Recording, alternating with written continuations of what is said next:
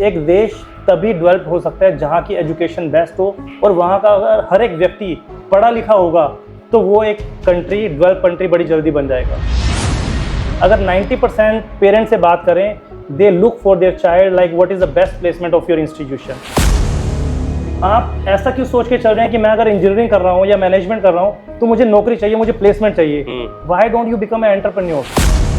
जिस बच्चे को 100 करोड़ का टारगेट दिख रहा है कि मुझे यहाँ से निकलने के बाद लेना है, अपनी कंपनी खड़ी करके मुझे 100 करोड़ रुपए कमाने हैं, तो उसको 10-20 लाख का पैकेज तो जिंदगी में आराम से मिल जाए। स्टूडेंट को ग्लोबली तैयार करना है ताकि अगर उसको मल्टीनेशनल कंपनी के अंदर भी अपॉर्चुनिटी चाहिए हो तो उसके लिए वो रेडी होना चाहिए। अगर आप बाहर नहीं जा पा रहे किसी कारण से, तो क्या इंटरनेशनल बच्चे कैंपस में हैं? अगला मेरा क्वेश्चन ये है कि विकसित भारत 2047 की बात करें, अभी 2030 की बात करें तो 2047 की बात करते हैं।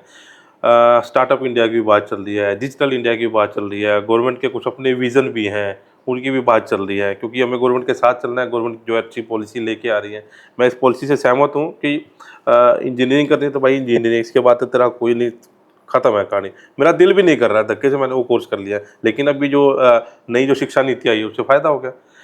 ऐसे जो स्टार्टअप आके बात चल रही है, गवर्नमेंट के विजन की बात चल रही है, ऐसे यूनिवर्सिटियों का क्या योगदान रहता है? कुलवंत जी, ये जो आपने क्वेश्चन करा ये बहुत ही मेरे दिल के करीब है, क्योंकि जब हम विकसित भारत की बात करते हैं, डेवलप कंट्री की बात करते हैं, और मोदी जी का भी यही सपना है, मीन्स हम सभी का यही सपना है कि हम 2047 तक इसको डेवलप कंट्री बनाएं। और मुझे ऐसा लगता है कि जिस स्पीड से हम लोग बढ़ रहे हैं, ये तो एक टारगेटेड डेट है, ईयर है कि 2047 तक बनाना है। मुझे ऐसा लगता है कि हम सभी अगर यूनाइट हो जाएं तो 2035 में भी हम अपने देश को एक विकसित भारत बना सकते हैं। लेकिन उसको समझने की जरूरत है, क्योंकि एक देश तभी डेवलप हो सकता है जहाँ की एजुकेशन बेस्ट हो और वहाँ का अगर हर एक व्यक्ति पढ़ा लिखा होगा तो वो एक कंट्री डेवलप कंट्री बड़ी जल्दी बन जाएगा। बिल्कुल। और वो उस एजुकेशन के लिए सिर्फ प्लेसमेंट एक रोल प्ले नहीं करता, क्योंकि every student is behind the placement. अगर 90% पेरेंट्स से बात करें, they look for their child like what is the best placement of your institution. I believe this is their wrong question. क्योंकि अगर मैं बात करता हूँ, अगर आप इनोवेटिव बिजनेस की बात करें, इनोवेटिव एंटरप्रेन्योरशिप की बात करें, न्यू स्टार्टअप्स की बात करें, अगर आप उस डोमेन में जाते हैं तो मुझे लगता है कि हमारा देश 2035 तक डेवलप कंट्री बन जाएगा। और ये हमारे जो चांसलर हैं श्री एसपी बंसल जी, मेरे फादर साहब, उन्होंने ये तो आज सरकार कह रही है। 2008 में जब हमने इंजीनियरिंग कॉलेज खोला तो उन्होंने कहा, ओरिएंटेशन डे वाले दिन मेरा भी पहला ईयर था इस मेरे अपने करियर का, तो मैंने उनसे ये बात सीखी। उन्होंने कहा कि कितने बच्चे यहाँ पर जो आए हैं गवर्नमेंट जॉब करना चाहते हैं, तो उनमें से 20-30% स्टूडेंट ने हैंड रेज किया। मेरे फादर ने कहा कितने लोग गवर्नमेंट या प्राइवेट जॉब करना चाहते हैं, तो 100% स्टूडेंट के हैंड रेज थे। मेरे फादर ने एक बात बोली कि अगर तुम सभी नौकरी करोगे तो नौकरी देने वाला कौन बनेगा यहाँ पर? नौकरी करोगे किसके पास जाकर? तो why don't you think differently? आप ऐसा क्यों सोच के चल रहे हैं कि मैं अगर इंजीनियरिंग कर रहा हूँ या मैनेजमेंट कर रहा हूँ तो मुझे नौकरी चाहिए, मुझे प्लेसमेंट चाहिए। Why don't you become a entrepreneur? बिल्कुल सही बात। तो वो उन्होंने 2008 में जब इंजीनियरिंग कॉलेज खोला, और तब से गीता ग्रुप ऑफ इंस्टीट्यूशन का एक ही नारा रहा कि हम यहाँ पर कोशिश कर रहे हैं कि बच्चों को नौकरी का ड्रीम ना दिखाकर उसको एक एंटरप्रेन्योर बनाने का ड्रीम दे रहे हैं। और आपको बताते हुए बड़ी खुशी हो रही है, आज गीता यूनिवर्सिटी के अंदर अगर आज इंटरनेट चल रहा है तो भी एक एंटरप्रेन्योर जो हमारे स्टूडेंट ही है उसी का बन रहा है। तो मैंने उससे क्वेश्चन करा, धर्मेंद्र स्टूडेंट का नाम है, मैकेनिकल का स्टूडेंट है और एक गांव का रहने वाला बच्चा है। आज उसकी कंपनी की टर्नओवर 7 करोड़ रुपीज है। और 2014 का पास आउट। मैंने उससे पूछा कि धर्मेंद्र, मेरे 2020 में टच में आया, धर्मेंद्र आप इस फील्ड में क्यों आए? कहता सर, चांसलर सर ने ओरिएंटेशन डे वाले दिन कहा था, जब मैं पहले दिन आया था, कि आपने नौकरी नहीं करनी जिंदगी में, नौकरी देने वाले बनने हैं। तो ऐसे सैकड़ों एग्जाम्पल यूनिवर्सिटी के अंदर हैं, कॉलेज के अंदर हैं, जहां से बच्चों ने सोच के तो ये आए थे कि मुझे नौकरी करनी है। तो इट मीन्स हमारी एक बहुत बड़ी रिस्पॉन्सिबिलिटी है कि हम बच्चे को किस डायरेक्शन में मूव करना चाहते हैं, हमारा विजन क्या है, उस विजन के साथ बच्चा अपना विजन कैरी फॉरवर्ड कर लेता है। तो इसके लिए आज हमारे पास कैंपस में एक इंक्यूबेशन सेल है।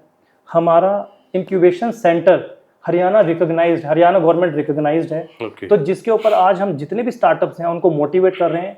और आज हमारे बच्चे अलग अलग देश के और विदेश के अंदर जाकर स्टार्टअप पे काम कर रहे हैं, एंटरप्रेन्योर बनने की बात कर रहे हैं।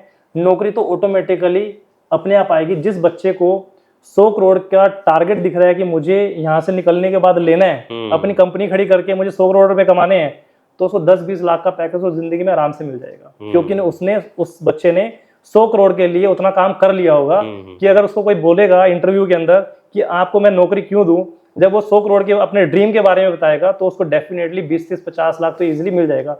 तो हमेशा हम यही कहते रहे कि आप बड़ा सोचें, dream big, definitely you will achieve anything. तो मुझे ऐसा लगता है कि हम सभी अगर इस मुहिम में जुड़ जाएं देश के अंदर, तो मुझे लगता है कि हमारे देश को विकसित भारत करने से कोई नहीं रोक सकता। और जैसा कि मैंने बताया, हमें सभी पैरामीटर पे काम करना पड़ेगा, नॉट ओनली कि हम एंटरप्रेन्योर बना के इसको विकसित कर सकते हैं। मैंने जितने पैरामीटर पहले भी बताए उस पर भी काम करने की जरूरत है। बंसल साहब, बड़ी अच्छी बात है कि आपके फादर साहब ने, यानी कि बंसल साहब ने बड़ी पहले ये इस चीज़ की घोषणा कर दी थी, या उनके दिमाग में अगले लेवल का जो है ये सीन कर रहा था कि आने वाले टाइम में नौकरी करने वाले नहीं, नौकरी देने वाले बनो। और सरकार भी यही कह रही है। सरकार ने तो अब 2020 के बाद जो है सुनना शुरू हुआ है मेरे को, और ऐसे ऐसे जो टिपिकल वर्ड है जो फादर साहब ने पहले ही बोल दिए थे। अभी मेरा नेक्स्ट क्वेश्चन ये है कि ग्लोबल जो एक्सपोजर है छात्रों के लिए, स्टूडेंट्स के लिए, ये कितना ज़रूरी है? कुलवंत जी, मुझे लगता है कि आप कभी भी अपने कंट्री के लिए तैयार नहीं करते बच्चे को, और कोई ऑर्गेनाइजेशन किसी स्टूडेंट को अगर रेडी करती है सिर्फ अपने कंट्री के लिए, इट मीन्स आपने उसकी बाउंड्रीज को लिमिट कर दिया, उसको कभी एक्सपोजर नहीं मिलेगा। तो आपको जब तैयार करना है तो स्टूडेंट को ग्लोबली तैयार करना है, ताकि अगर उसको मल्टीनेशनल कंपनी के अंदर भी अपॉर्चुनिटी चाहिए हो तो उसके लिए वो रेडी होना चाहिए। You are not making ready to your student for your country only. A lot of companies are working in your country, in India as well, from the other countries as well.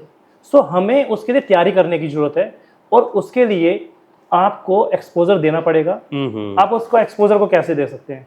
या तो आप international faculty को अपने यहाँ पे लेके आएंगे, बिल्कुल, या आप अपने स्टूडेंट को इंटरनेशनली कुछ टाइम के लिए पढ़ने के लिए भेजेंगे, राइट? तो उसको अलग अलग तरीके से ग्लोबल एक्सपोजर दे सकते हैं, क्योंकि हमने बच्चे को जो सक्सेस करना है उसको हमने रेडी करना है, उसको ग्लोब के लिए रेडी करना है, उसको एक लिमिटेड दायरे के लिए रेडी नहीं करना। हाँ, बिल्कुल। तो उसके लिए आपको स्टूडेंट एक्सचेंज पे काम करना पड़ेगा, आपको फैकल्टी एक्सचेंज पे काम करना पड़ेगा, आपको इंटरनेशनल रिसर्च के ऊपर काम करना पड़ेगा। ये काम करने की बहुत ज़रूरत है। और इससे बड़ी बात, आपको विद इन कैंपस आपका क्या डाइवर्सिफाई कल्चर है? क्या आपके पास इंटरनेशनल बच्चे हैं? अगर आप बाहर नहीं जा पा रहे किसी कारण से, तो क्या इंटरनेशनल बच्चे कैंपस में हैं? क्या आपके पास सिर्फ एक लिमिटेड स्टेट के बच्चे तो नहीं है? क्या आपके पास डिफरेंट स्टेट के बच्चे हैं? वो एक्सपोजर एक बहुत बड़ा एक्सपोजर है। मुझे ऐसा लगता है कि वो स्टडी से भी बढ़ के एक्सपोजर है जो बच्चा उनसे सीखता है, डाइवर्सिफाई कल्चर को सीखता है। तो आज गीता यूनिवर्सिटी के अंदर many states of country and more than 31 countries के स्टूडेंट पढ़ रहे हैं, जिससे बच्चे को जो एक्सपोजर मिल रहा है एक स्टेट का, एक डिफरेंट कंट्रीज का, वो मिलता है। इसी के कारण आज गीता यूनिवर्सिटी का स्टूडेंट वैभव अरोड़ा, अगर आपने देखा भी होगा, बोर्ड लगे, बड़े होर्डिंग लगे हुए हैं, 1 करोड़ 40 लाख के पैकेज में यूएसए में काम कर रहे हैं। देयर आर मैनी स्टूडेंट जो 77 लाख के पैकेज के ऊपर, होटल मैनेजमेंट का स्टूडेंट, जो कभी स्टूडेंट सोच भी नहीं सकता।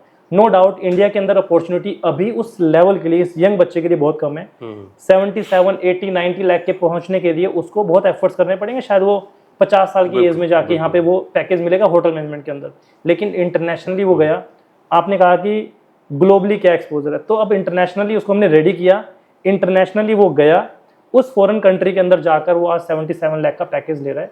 तो इस तरह के काफ़ी बच्चे हमारे पास हैं जो कि स्टूडेंट आज बाहर भी काम कर रहे हैं और एक अच्छा पैकेज ले रहे हैं। और इसके साथ साथ हम बच्चों को इंटरनेशनली रेडी भी करते हैं, कुछ इंटरनेशनल लैंग्वेज भी सिखाते हैं, कुछ और डिफरेंट मोड पे भी काम करते हैं, जिससे बच्चों को हम रेडी कर सकें।